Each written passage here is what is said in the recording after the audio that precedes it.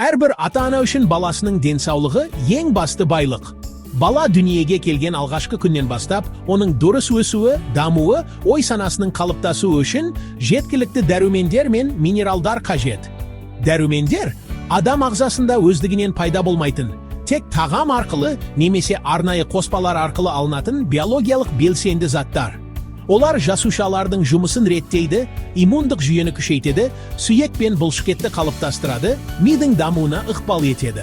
Балалар ағзасы ересектерге қарағанда әлде қайда сезімтал. Себебі олар әлі де өсіп келеді, ағзаның барлық жүйелері қалыптасу үстінде.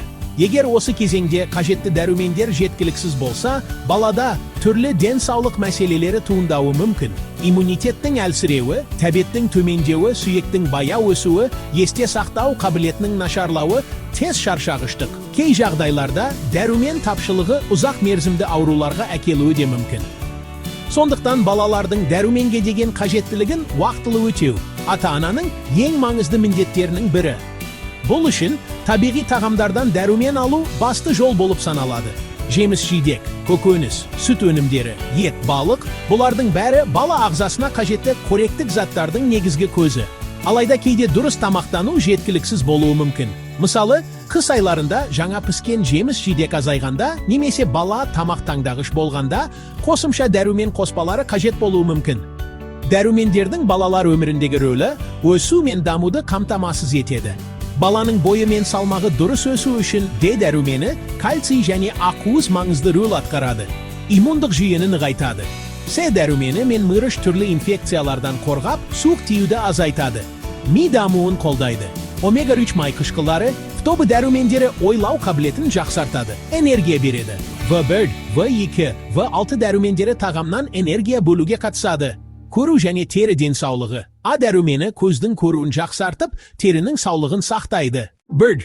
А дәрумені қызметі. Көздің көруін жақсартады, әсіресе қараңғыда көру қабілетін күшейтеді. Теріні шашты және тырнақты сау етеді. Иммундық жүйені күшейтіп, жұқпалы ауруларға қарсы тұруға көмектеседі. Көздері. Сәбіз, асқабақ, тәтті картоп, бауыр, балық майы, жұмыртқа сарысы, көкөністердің жасыл жапырақтары. Тапшылығы.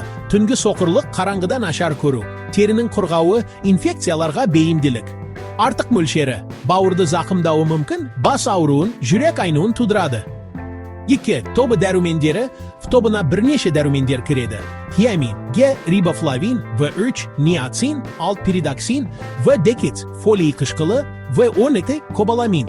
Қызметі тағамнан энергия өндіруге қатысады. Жүйке жүйесін қорғайды, баланың ойлау қабілетін дамытады, қан түзу процесін қолдайды, терінің, бұлшықеттің, шаштың саулығына әсер етеді. Көздері. Ет, балық, жұмыртқа, жаңғақ, бұршақ, тұтас дәнді дақылдар, сүт өнімдері.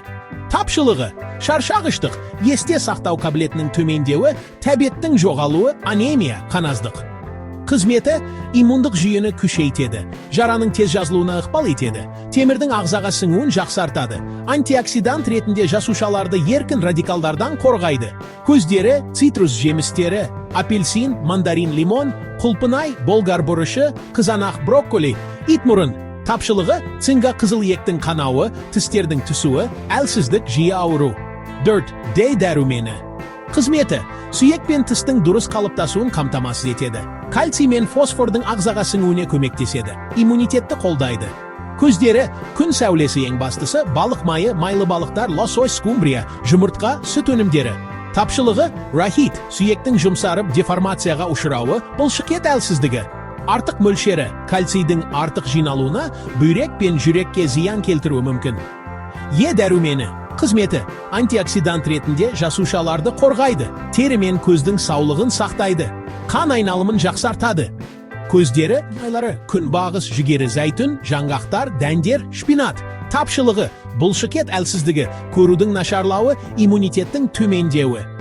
6. Дәрумені. Қызметі, қанның ұюына көмектеседі, сүйек саулығына ықпал етеді. Көздері, жасыл көкөністер, қырыққабат, брокколи, шпинат, бауыр, жұмыртқа. Тапшылығы, қанның баяу ұюы, жиі мұрыннан қан кету. Минералдар мен қосымша элементтер. Дәрумендер сияқты минералдар да балалардың өсуі мен дамуы үшін аса маңызды. Олар сүйек, қан, бұлшықет, жүйке жүйесі және ішкі мүшелердің жұмысын қалыпты ұстап тұрады. GERD, кальций қызметі, сүйек пен тістің негізгі құрылыс материалы. Жүрек пен бұлшықеттің дұрыс жиырылуына қатысады, қанның июына ықпал етеді. Көздері, сүт, айран, ірімшік, йогурт, балық, әсіресе сүйегімен бірге жейтін кішкентай балықтар, жасыл жапырақты көкөністер, қырыққабат брокколи. Тапшылығы, сүйектің бая өсуі, тіс проблемалары, жиі сынғыштық, бұлшықет тартылуы. Артық мөлшері, бүйрек тастарының пайда болуы, жүрек соғының бұзылуы. 2. Темір қызметі. Қан құрамындағы гемоглобиннің негізгі бөлігі. Оттегіні ағза жасушаларына тасымалдайды. Энергия өндіруге қатысады. Көздері, қызыл ет, бауыр, жұмыртқа, балық бұршақ, жасыл жапырақты көкөністер. Тапшылығы, анемияздық, әлсіздік, бас айналу, оқу үлгерімнің төмендеуі. Артық мөлшесі, асқазан ішек бұзылыстары, бауырдың зақымдануы. Мырыш қызметі, иммундық жүйені нығайтады. 4. Магний қызметі, жүйке жүйесін тыныштандырады. 5. Йод, қалқанша без гормондарының түзілуіне қажет. 6. Басқа маңызды элементтер, фосфор, калий, селен, мыс. Жас ерекшелігіне қарай дәрумендер қажеттілігі. 1. Нәрестелер, суроникай, ерекшелігі. Бұл кезеңде дәрумендердің негізгі көзі ана сүті. Маңызды дәрумендер, Д дәрумені, темір, А дәрумені. Кеңес, дәрігердің бақылауымен арнайы балаларға арналған витаминдік қоспалар берілуі мүмкін. 2. Ерте балалық шақ, ерекшелігі, бала қозғалысы артады. Маңызды дәрумендер, Б тобы, кальций мен Д, С дәрумені. Кеңес, әртүрлі тағамдар беру. 3. Мектепке дейінгі кезең 4 жас, маңызды дәрумендер. А, В тобы, кальций, мырыш. Кеңес, тәтті тағамдарды шектеу. 4. Бастауыш мектеп жасы, епжас, жасөспірімдер, ерекшелігі, өсу мен гормондық өзгерістер. Маңызды дәрумендер, Д, кальций, темір, В тобы Е дәрумені. Табиғи көздер, жемістер, көкөністер, сүт өнімдері, ет пен балық, дәнді дақылдар. Табиғи тағамдар, балалардың иммунитетін көтеретін ең сенімді және қауіпсіз көз. Дәрумен қоспалары тек қажет болғанда ғана, дәрігердің кеңесімен қолданылуы тиіс. Дәрумен қоспалары, пайдасы мен зияны. Қоспалардың пайдасы дәрумен жетіспеушілігін толықтыру, иммунитетті нығайту, өсу мен дамуға қолдау. Жеңіл әрі ыңғайлы.